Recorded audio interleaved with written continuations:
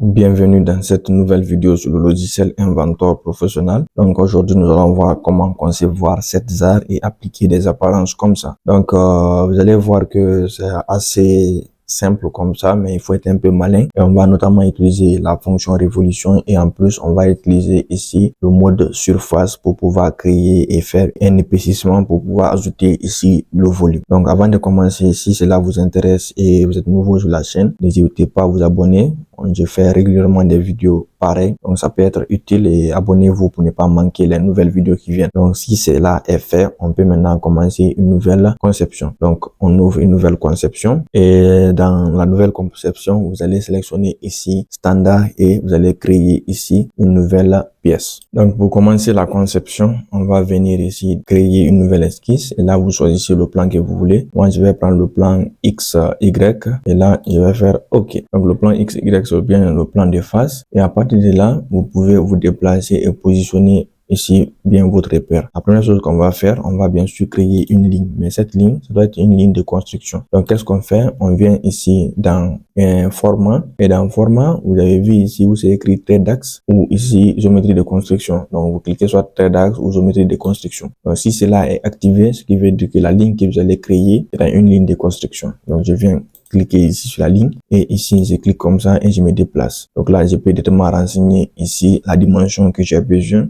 Ce sera 125 mm et je fais alors OK. Donc là, j'ai terminé et je fais échappe. Donc je peux cliquer ici sur le petit menu là pour bien repositionner, pour bien recentrer mon esquisse. Et là, on a notre première partie. Donc vu qu'on a déjà fait ça, on va maintenant créer des successions de lignes. Et toutes ces lignes là sont des lignes de construction. Donc je vais pas désactiver encore. Je vais peut-être m'aligner comme ça et je viens prendre encore ligne. Et cette fois-ci, je trace une première ligne ici. Je donne une dimension de 50 mm. Et là, c'est bon. J'ai fait un clic et je termine ça. Je continue encore. Je crée une autre ligne ici. Et cette ligne, ce sera une ligne qui a 30 mm comme dimension. Et là, on est bon. On continue encore et on fait une dernière ligne tout au sommet ici qui sera de 45 mm. Je renseigne 45 et je fais alors OK. Donc là, on a fini et toutes ces lignes qu'on vient de faire sont des lignes seulement de construction. Maintenant là, on va terminer la construction. On va désactiver et je vais tracer une dernière ligne ici.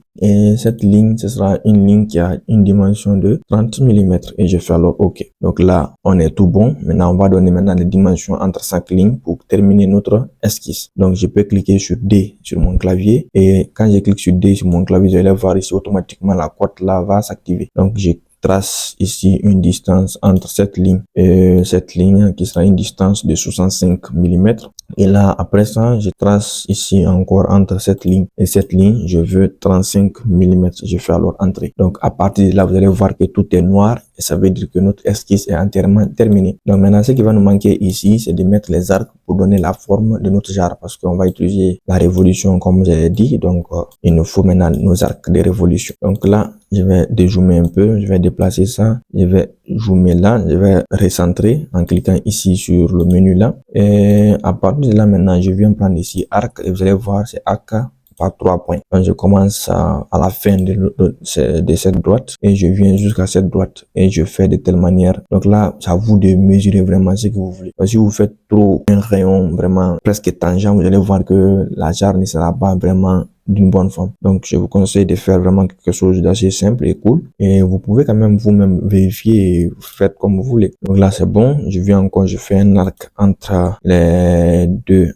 arêtes là. Donc là aussi, on est bon. Et quand vous sentez, par exemple, que le logiciel a automatiquement détecté la position, vous pouvez lâcher. Je pense que ça peut être intéressant aussi. Donc, vous venez cliquer encore entre les deux là. Et là, vous mettez quelque chose comme ça. Vous devez le faire tangent. Et dès que le logiciel détecte ces tangents, vous lâchez. Donc là, on est bon. On a maintenant notre arête. Mais vous allez voir ici que ici, c'est un peu pointu. Donc pour éviter cela, on va prendre ici congé. Et dans congé, on va laisser par exemple 2 mm. On va voir, on va dire entre cet arc et cet arc. Donc avec les 2 mm, ça va. Et je fais alors entrer. Donc là, on est bon. On peut terminer. Donc je pense que là, avec cette forme-là, je pense que c'est bon. Mais si vous voulez, vous pouvez positionner très bien en donnant des dimensions spécifiques. Par exemple, à l'arc là, si vous avez une dimension en tête, vous donnez. Au cas contraire, vous pouvez laisser comme ça et à tout moment, vous pouvez ajuster. Donc ce qu'on va faire, on va venir alors terminer notre esquisse. Et quand on termine notre esquisse, on va dézoomer et on va se positionner très bien au centre comme ça. Donc, ce qu'on va faire, on va essayer de faire une révolution. Donc, on va venir faire une révolution. On clique sur révolution et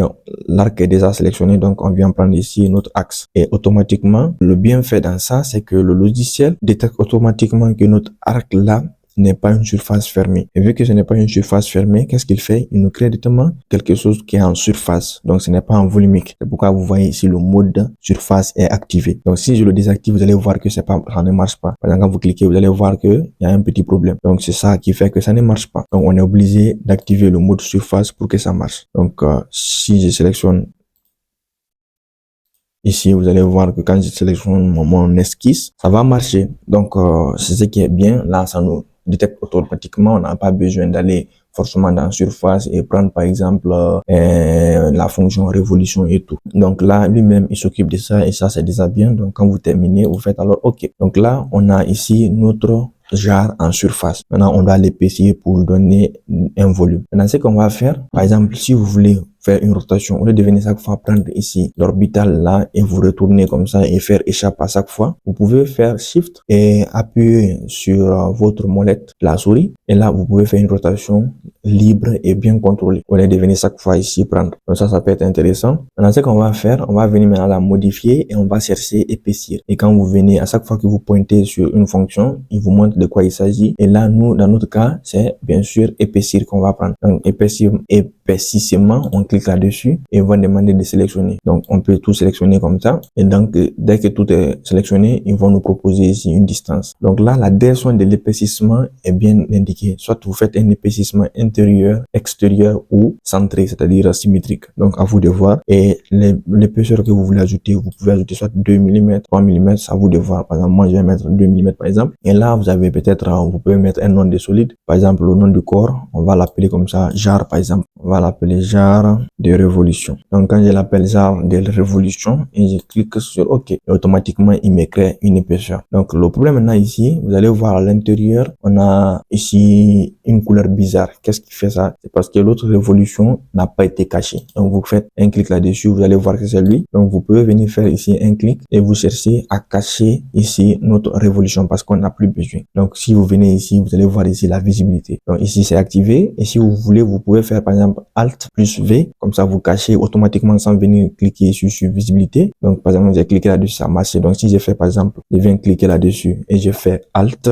et V, ça va l'afficher. Et si je clique là-dessus, je fais Alt V, ça va cacher aussi. Je clique là-dessus, je fais Alt V. Et là, j'ai caché. Donc là, automatiquement, notre jarre est prêt. Et ce qui est bien dans ça, vraiment, on l'a fait en quelques étapes. On n'a pas beaucoup travaillé. Et c'est ce qui est bien avec les fonctions révolution et tout. Tout ce qui est format cylindrique ou qui peut faire une révolution, vous pouvez facilement l'obtenir. Donc maintenant, pour terminer, nous, on va changer l'apparence ici de notre jarre. Et on va venir prendre ici, cliquer sur apparence tout en haut là. Et dans apparence, vous allez voir, par exemple, dans la bibliothèque, les plusieurs types de propositions. On va venir prendre cette fois-ci tout ce qui est plastique. On va cliquer sur plastique et vous avez par exemple des couleurs, par exemple du jaune, mais on va positionner d'abord notre jarre là et on va la sélectionner. Donc, vous sélectionnez comme ça et vous venez à chaque fois que vous pointez sur quelque chose, ça fait un preview. Donc, vous pouvez voir le preview et voir si vous aimez bien la couleur ou pas. Par exemple, du vert là, du rouge. Donc, par exemple, du jaune comme ça. Donc, de l'orange plutôt clair. Et vous pouvez voir du noir, du jaune. Donc, vous choisissez par exemple, moi, peut-être le rouge là me plaît. Et donc, j'ai fait un clic là-dessus. J'ai dit affecter à la sélection. Donc là, on est bon. Vous voyez un peu notre jarre. Et puis, elle est belle, hein. Ce qu'on peut faire, vous faites un clic droit sur votre apparence, vous faites modifier et là, la couleur va apparaître et les codes couleurs vont apparaître. Donc, ce que vous pouvez faire, vous pouvez modifier tout ça. Donc, si vous cliquez par exemple sur celui-là et vous prenez par exemple couleur et là, il va vous proposer des modifications. Par exemple, je peux prendre celui-là ou donner des couleurs aléatoires ou comme vous voulez. Et après, vous faites OK, il va le modifier automatiquement. Donc, si vous voulez, vous pouvez appliquer. Si vous voulez, vous annulez. Donc, si j'annule, et les modifications, voulez-vous les enregistrer? J'ai dit non. Donc, j'ai pas fait de modifications parce que la couleur me plaît. Donc, vous pouvez comme ça trouver les couleurs qui vous plaisent facilement. Donc, là, après, vous fermez là. Et donc, là, on est bon. Maintenant, ce qu'on peut faire, on peut changer l'intérieur. Par exemple, si on veut que l'intérieur ait une autre apparence, on peut sélectionner toutes les faces à l'intérieur. Et dès que vous cliquez là-dessus, il vous montre même déjà un preview. Vous pouvez ici définir ou créer une finition. Par exemple, quand vous cliquez là-dessus, donc là, vous pouvez sélectionner le type que vous voulez. Mais le problème ici, c'est que des fois, vous n'aurez pas ici vraiment un preview idéal, donc vaut mieux ne pas faire ça. Vous cliquez sur les faces que vous voulez changer, notamment toutes les faces à l'intérieur, et vous faites CTRL à chaque fois, vous sélectionnez. Donc, on fait comme ça et il nous manque une dernière là. Ici, c'est bon. Donc, on vient ici dans apparence et on répare dans plastique. Et cette fois-ci, on a un preview comme ça et on a quelque chose. Vous avez quand même des beautés ici, hein. Vous faites un petit truc là-dessus, vous voyez si ça vous plaît. Comme par exemple, le polycarbonate là, je pense que ça peut être intéressant. Je vais affecter la sélection et je vais voir de quoi il s'agit. Donc là, je pense que c'est bon et on a vraiment une belle jarre et avec une apparence vraiment jolie. Donc, si vous êtes satisfait, vous faites OK et là, vous avez terminé. Donc là, notre pièce est entièrement terminée. Donc, on arrive à la fin de la vidéo. Donc, si cela vous a été utile et cela vous a plu, n'hésitez pas à vous abonner, ça fait toujours plaisir. Et comme ça, on va se dire à très bientôt pour de nouvelles vidéos sur le logiciel Inventor Professionnel.